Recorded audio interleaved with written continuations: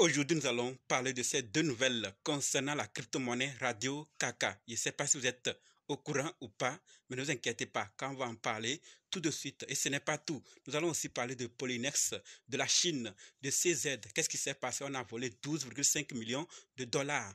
Et nous allons aussi parler d'ETF en 2024 et YouTube. Donc, si toi aussi tu veux en savoir plus sur ces plateformes crypto-monnaies, continue, ok? Salut! Ici, c'est la chaîne crypto, monnaie et investissement. Et sur cette chaîne, nous parlons de deux thèmes, les crypto-monnaies en général et quelques business en particulier. Alors, si ces deux thèmes vous intéressent, n'hésitez pas à cliquer sur s'abonner, activer la cloche de notification pour ne rien rater toutes les vidéos d'urgence. Et prenez place, car il y a de la place pour tout le monde, y compris vous, quelle que soit votre position géographique. Ok? Mille merci à tous ceux qui sont déjà abonnés, qui me donnent des commentaires, qui partagent mes vidéos. Grâce à votre contribution, nous sommes déjà à plus de 7000 abonnés et je vous dis merci du soutien. On va dans le but. Mais oui.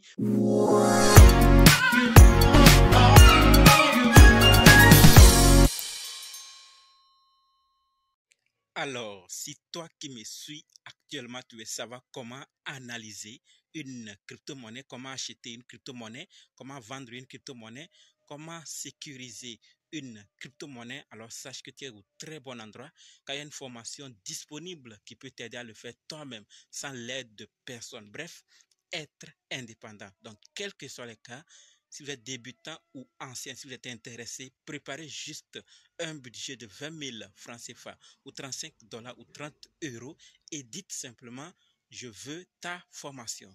Soyez prêts d'abord avant de me contacter. OK? Et on va faire le programme pour commencer. Parlons maintenant des nouvelles de la vidéo. Comme dit, nous allons parler de ces nouvelles. Nous allons d'abord parler de Polynex, de la Chine, de CZ, des ETF en 2024 et l'adoption de YouTube. Et finir avec ces deux nouvelles concernant la crypto-monnaie Radio Kaka. Donc restez jusqu'à la fin pour qu'ensemble on puisse découvrir ces nouvelles et prendre nos dispositions. Alors, par rapport à Polynex, ce que nous devons savoir concerne la suite de ce qui s'est passé, de ce qu'on a parlé dans la vidéo passée. Donc, si vous n'avez pas encore vu ce qui se passe, allez suivre la vidéo. Et la nouvelle, c'est que Justin Sun déclare que Polynex a reçu, a identifié et a gelé une partie des actifs associés aux adresses des hackers. D'accord? Les pertes se situent dans les limites gérables et les recettes d'exploitation de Polynex peuvent couvrir ces pertes. D'accord? Nous travaillerons avec diligence pour reprendre progressivement les dépôts et les retraits sur Polynex. Arkham Intel crée une prime de 10 000 dollars ARKM pour aider à identifier la personne ou l'organisation derrière le hack. Donc, ils sont en train de tout faire pour trouver. Mais, comme on l'avait dit la dernière fois, une prime de 5% est réservée pour le hacker s'il ramène les fonds. Et on leur a déjà donné des avertissements. Dans le cas contraire, ils vont recourir aux forces de l'ordre. Et aujourd'hui, on nous dit que Justin Sun même déclare que Polynex a reçu, a identifié et a gelé une partie des actifs associés aux adresses des hackers. Vous voyez, donc la recherche continue et ça avance. On espère qu'ils viendront trouver tout. Mais ce que nous devons aussi savoir, c'est que Long Chen nous dit que le hacker de Polynex est un peu trop pressé. Il a copié et collé la mauvaise adresse, transférant plus de 2,5 millions de dollars de GML à l'adresse du contrat de jetons, provoquant leur burn. Donc, selon la programmation de GLM, à un certain niveau, le burn va s'effectuer. Donc, le hacker ayant copié ou envoyé vers la mauvaise adresse, il a excité, il a fait de telle sorte que ça a déclenché le burn directement. Ça a provoqué le burn lorsqu'il a fait ce dépôt. C'est ce que Long Chen nous dit par rapport au hacker de Polynex. Donc, restez abonnés pour que les nouvelles qui vont encore sortir sur cette affaire, vous serez informés à travers cette chaîne. S'il y en a, on va en partager. Donc maintenant que nous sommes informés par rapport à Polynex, passons à la deuxième qui concerne la Chine.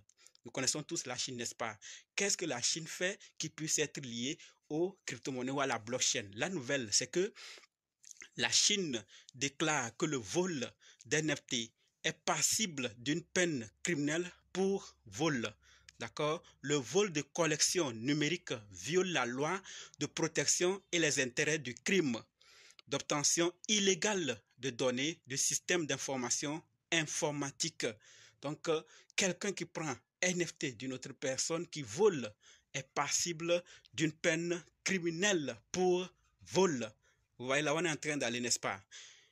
Les collections doivent être reconnues comme des biens, puisque les biens sont l'objet d'infractions contre les biens, sont les objets plutôt d'infractions contre les biens. Les collections numériques peuvent évidemment devenir l'objet d'infractions contre les biens. Donc, la Chine est en train de voir les NFT et veut les considérer comme des biens et disent clairement, ils déclarent que le vol d'NFT est passible d'une peine criminelle pour vol, lentement mais sûrement. Donc en arrivant ainsi aux NFT, on arrivera aussi aux autres utilités de la blockchain et ainsi elle sera adoptée lentement mais sûrement. Passons maintenant à la troisième nouvelle qui concerne CZ, le CO2 Binance. Qu'est-ce que nous devons savoir? Nous connaissons tous le CO2 Binance, nous sommes nombreux dans notre communauté à utiliser Binance, n'est-ce pas? La nouvelle, c'est que CZ, le CO2 Binance, raconte qu'un client a été attiré à Monténégro pour un voyage d'affaires où il a été kidnappé et contraint de vider ses portefeuilles de 12,5 millions de dollars en USDT. Voilà, on arrive, on lui invite, on lui piège, on lui kidnappe, on lui contraint à vider ses portefeuilles contenant 12,5 millions de dollars USDT. Binance a contacté plutôt ses partenaires pour geler environ 11,8 millions de dollars dans des portefeuilles troncs. D'accord? Des cas d'enlèvement similaires contre les détenteurs de crypto-monnaies se sont multipliés ces dernières années. Voilà une des stratégies aussi que certaines personnes utilisent désormais puisqu'ils savent qu'on a nos fonds dans nos appareils. Donc, ils utilisent ces moyens-là pour vous piéger ailleurs ou dans des conditions où vous serez incapable de réagir et vous contraindre à vider votre portefeuille. Quelle astuce? Qu'est-ce qu'on peut faire pour éviter cela? Les commentaires sont toujours ouverts pour qu'on puisse ensemble se partager. Nous sommes informés. Qu'est-ce qu'on peut faire face à cela? Donc 12,5 millions, heureusement que tout se fait sur les échangeurs. Lui, il a pu être vite alerté par l'équipe de Binance CZ lui-même et ils ont contacté les partenaires pour qu'on puisse faire quelque chose. Geler 11,8 millions sur 12,5. Et si c'est toi? Et si c'est chacun de nous particulièrement? Est-ce qu'on aura cette force? En attendant de trouver cette force rapide, qu'est-ce qu'on peut faire en tant que crypto-investisseur? Car c'est notre problème qui risque aussi de faire couler des larmes. Parce que tout se garde, beaucoup gardent leurs fonds dans leur appareil désormais. Donc, dire qu'on est et on subit une telle attaque, il faut rapidement trouver une solution à ça pour s'en sortir. Les commentaires sont là pour vos avis. Maintenant que nous sommes informés, passons à la quatrième nouvelle qui concerne l'avenir ou l'adoption des ETF. Qu'est-ce que les ETF vont faire en 2024 d'après Mike? Et la nouvelle, c'est que 2024 va littéralement être une année d'adoption institutionnelle, principalement par le biais de l'ETF Bitcoin qui sera suivi d'un ETF Ethereum.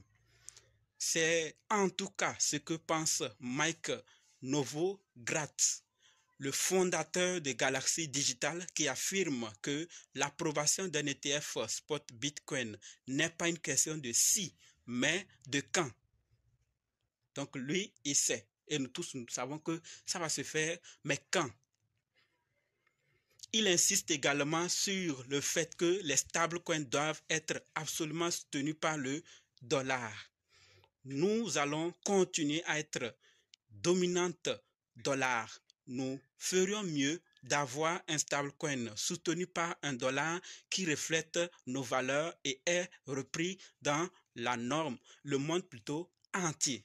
Donc voilà ce que Mike Novogratz pense par rapport à l'adoption institutionnelle en 2024 par le biais de l'approbation des ETF Bitcoin suivi des Ethereum. Qu'est-ce que vous pensez par rapport à cela? Est-ce que ça sera vraiment le cas? Parce que nous avons vu certaines personnalités aussi dire que l'approbation plutôt des ETF ne va pas trop agir, ça n'aura pas trop d'importance. Et vous, que pensez-vous? Passons maintenant à la quatrième et cinquième plutôt nouvelle qui concerne YouTube. Nous utilisons tous YouTube et cette vidéo que vous allez voir, c'est sur YouTube. Alors, qu'est-ce qu'on doit savoir? La nouvelle, c'est que YouTube teste un chatbot IA qui apparaîtra sous certaines vidéos. D'accord, certaines vidéos. Le chatbot conçu pour vous donner plus d'informations sur une vidéo que vous regardez et peut-être également vous recommander des contenus connexes. Donc, il va vous donner des détails sur la vidéo que vous suivez et d'où vous envoyer des contenus connexes. L'entreprise travaillerait également sur un outil d'intelligence artificielle permettant aux utilisateurs de créer leurs propres morceaux dans le style de musiciens célèbres qui n'a pas encore sa chaîne YouTube. Il y a des choses qui arrivent. C'est l'occasion de partager ce que vous savez sur YouTube, créer votre compte, commencer vos activités et bénéficier de ces avantages, de ces outils qu'on lance pour les créateurs. Voilà ce que je voulais partager par rapport à YouTube. Et maintenant, terminons avec ces deux nouvelles concernant Radio Kaka.